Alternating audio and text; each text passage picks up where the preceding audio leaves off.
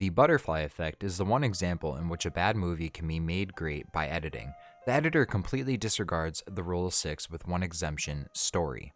The movie itself is full of terribly jarring jump cuts. These jump cuts actually end up making the movie the fast-paced masterpiece it is. And if you are very vigilant, you can get a full grasp of the movie from early on by the excellent use of foreshadowing. The one thing that sets this movie apart from the rest is the use of jarring jump cuts that normally wouldn't be accepted by the movie standards. They use these cuts to allow the viewer to interpret what happened. The use of pure cinematics in this movie is much like the one demonstrated by Hitchcock.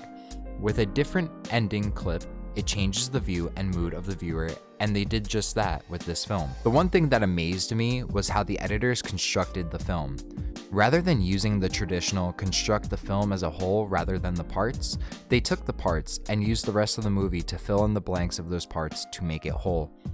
The construction of this movie was to blatantly throw off the viewer from the start. The blanks were used to set up different timelines. If they didn't set up the jump cuts the way that they did, it would not have allowed for the movie to be as successful as it was.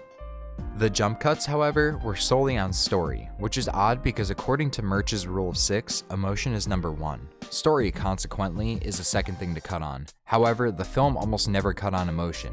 The editors jump cut the movie on the important aspects of the story to later come back and fill it in with different timelines and possibilities.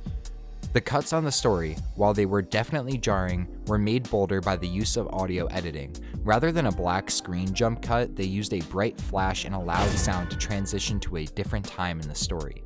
They did so on many scenes. This, while making it more jarring for the viewer, it also made it more seamless. These story cuts were successful because of the minimalistic editing that went into the scene transition. While the editing may have been bad compared to movies released from Marvel, they made up for it with the excellent construction of the film. They tackled what could have been a terrible movie and made it a beautiful mosaic. The construction of this film is what made this film perfect. It starts at the end and ends at the beginning. This is a common occurrence in movies, but the way they constructed the film, you never would have thought that this was the ending until it happened. They start off with our main character running away and writing a letter, which at the time of viewing is confusing but attention-grabbing for the viewer. This is then completely ignored and time is shot back into his early childhood, and this is where we see the first use of jarring jump cuts. They continued to use these flash transitions and jump cuts to further progress through Evan's childhood. After Evan moves, he puts a sign in the window for Kaylee: "I'll come back for you." This was just one of the first of many uses of foreshadowing. This was excellent use of foreshadowing because if you have seen the movie before, you understand that the plot is to fix Evan's, Kaylee's, Tommy's, and Lenny's lives to make it the best suited for them. The jumps in time allow for Evan to later come back to those times through meditation or time travel, or maybe by going to a different dimension. Whatever the case is, he is able to travel back to those times and be conscious of his future self as a child.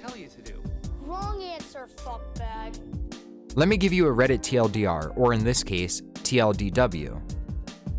The editors skip time. These skips in time are seen to the viewer as confusing, jarring jump cuts that just so happen to line up perfectly on the story, which is following Murch's rule of 6. However, these cuts are actually used to skip or go back in time later in the movie to allow Evan to make changes in his childhood. These changes, no matter how slight, end up drastically changing everyone's future. This creates multiple timelines in the movie, and it's really hard to decipher what is real and what is not.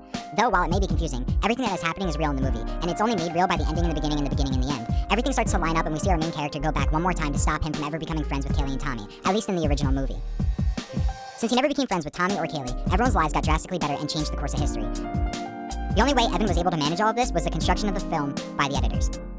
Now you may be saying, James, what is the point of this 4-minute rant? Well, the point is, the editors use excruciatingly painful and jarring jump cuts only noticeable to other editors. These jump cuts allowed the viewer to try to interpret what was really happening.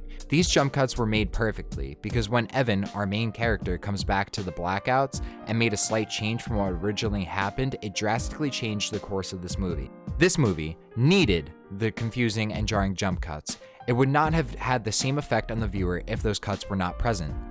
If you have never seen this movie, seriously sit down and evaluate it. Take it for face value. Put the jarring jump cuts, bad acting, lack of tone-setting music, and rushed film aside, and you'll find a beautifully crafted mosaic among the bold and brash films we are so accustomed to.